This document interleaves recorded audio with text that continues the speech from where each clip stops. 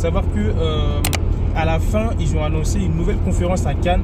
Franchement, vous n'avez pas d'excuses en fait. C'est un petit peu au milieu de... Enfin, c'est au centre un peu de tout. Donc là, il n'y a pas d'excuses, même si vous venez de la Belgique. Enfin, peu importe. À Cannes, franchement, venez. C'est pour le 25 octobre. Vous pouvez aller sur sa page YouTube en fait. Vous regardez une des vidéos, vous allez voir le lien et vous cliquez sur Ultra. Et là, vous allez voir toutes les informations et tout. Donc voilà, nous en tout cas, on y sera. Donc si vous serez là, n'hésitez pas à venir vers nous, ça va nous faire vraiment plaisir. On pourra échanger et tout, surtout si vous aimez bien le secteur du vending, on pourrait aussi vous donner 2-3 petits tips qui va vous aider. Ou même vous, hein, si vous avez des conseils à nous donner. Mais bien sûr, avec très grand plaisir. On apprend toujours et comme tu disais, il n'y a pas d'excuse parce que par exemple là pour cette conférence c'était à Paris.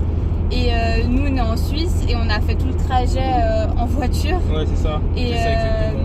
Donc, si nous on l'a fait, vous pouvez le faire aussi. Oui, bien sûr, vous pouvez le faire aussi, exactement. Ouais.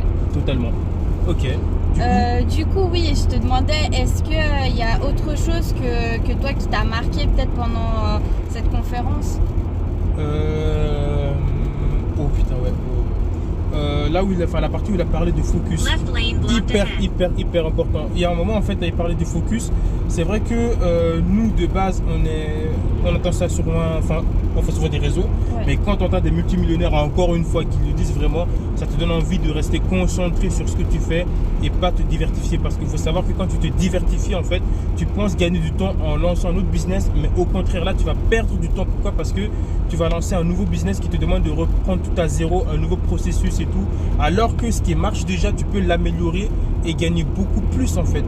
Ça paraît logique, mais tu te dis que souvent, parce que en fait un des pièges c'est que tu te dis j'ai trouvé une autre opportunité qui peut donner beaucoup d'argent, mais non, reste dans ce qui marche déjà. Si ça marche déjà pour toi, reste et concentre-toi sur ce seul et même business. C'est exactement ça. Et parce que ce que souvent on a tendance à oublier, c'est que dans votre propre business de base, vous pouvez faire vous pouvez avoir d'autres sources de revenus en fait qui sont toujours dans le business que vous avez actuellement. Ouais, totalement. Ça, ils se rendent pas compte. C'est ça. Mais par exemple, vas-y. Non, vas-y. Typiquement. Parce que si toi, tu devrais donner, je sais pas, genre, je sais que bon, c'est un tip qu'on va donner aux gens, cadeau. Si toi, tu devrais dire dans notre secteur comment se diversifier, t'aurais dit quoi en fait dans notre secteur? Comment on peut rajouter dans le vending d'autres sources de revenus sans forcément faire un autre nouveau business?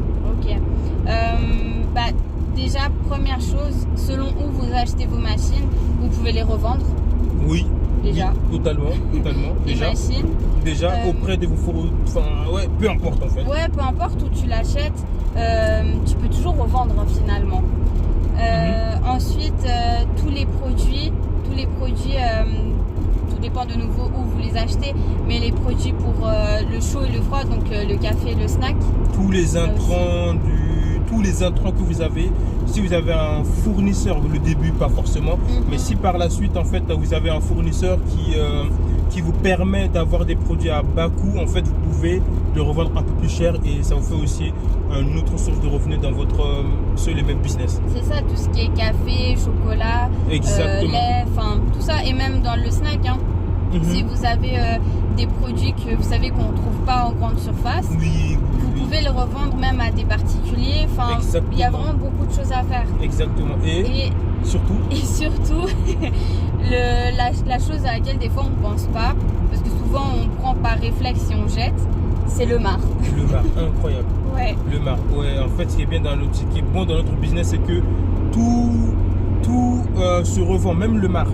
C'est hyper incroyable. Il faut savoir qu'en fait, dans votre zone géographique, en fait, il y a toujours une personne, bien sûr, il faut le connaître, qui est prêt à venir chez vous et récupérer le marc. Lui, son boulot, c'est de récolter le marc un peu partout pour aller le revendre. Donc, profitez de ça, en fait. Ayez des connaissances comme ça pour pouvoir revendre les marques, c'est hyper important. Vous pouvez même les vendre à 1 euro ou 1 franc suisse le kilo, c'est pas mal. Exactement, parce que c'est quelque chose de base qu'on jette et donc c'est tout bénef. Et puis le marc, si vous ne savez pas, c'est surtout pour tout ce qui est jardin, tout ce qui est plantes en fait. Totalement. Ouais, c'est un truc, c'est comme une sorte d'engrais et ça fait fuir aussi les bêtes. Les insectes et tout, ils n'aiment pas l'odeur du café, donc c'est très bon pour les jardins. Et on a vu aussi que pour utiliser le marc dans le jardin, il faudrait le faire sécher. voilà, à l'air libre pendant 2 jours. Une fois que c'est sec, vous pouvez le saupoudrer un petit peu dans votre jardin.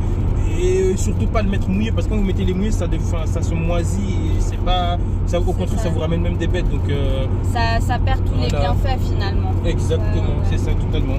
Donc ouais, c'est quelque chose à pas négliger. Et puis au début, commencez juste déjà avec votre entourage.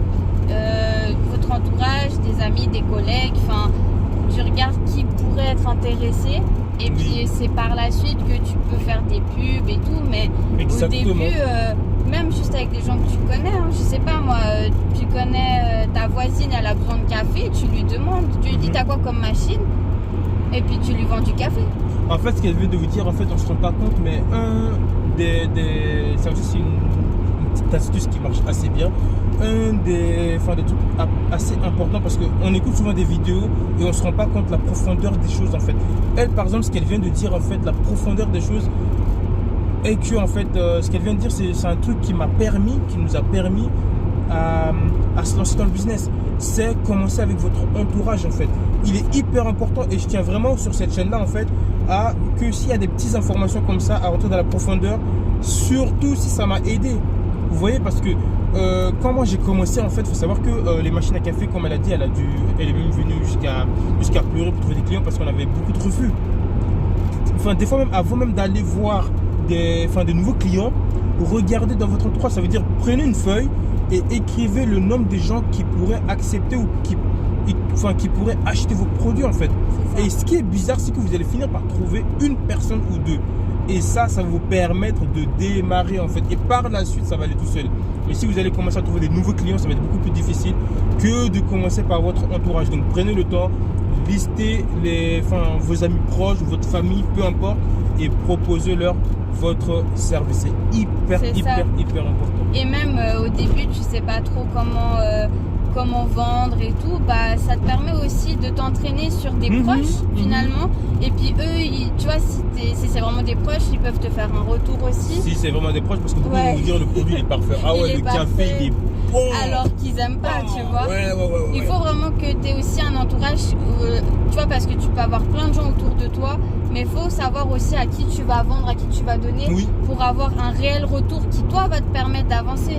Parce que si tu donnes un produit à quelqu'un qui va pas oser te dire clairement les choses, ça va pas t'aider à avancer non plus, tu vois. Ouais, c'est surtout ça en fait. C'est compliqué. Après, au final, bon, si vous donne pas vraiment le feedback et tout, c'est pas grave, au moins vous avez commencé avec lui. Au moins t'as commencé. Mais si vous avez quelqu'un qui peut vous dire comment améliorer et tout. Nous, par exemple, on a commencé avec des petites machines Jura, mais ce qui nous a permis en fait de grandir, c'est quand elle allait dans un salon de coiffure, elle le sentait un petit peu en fait, mais on ne savait pas que ce jour-là allait changer complètement notre manière de travailler.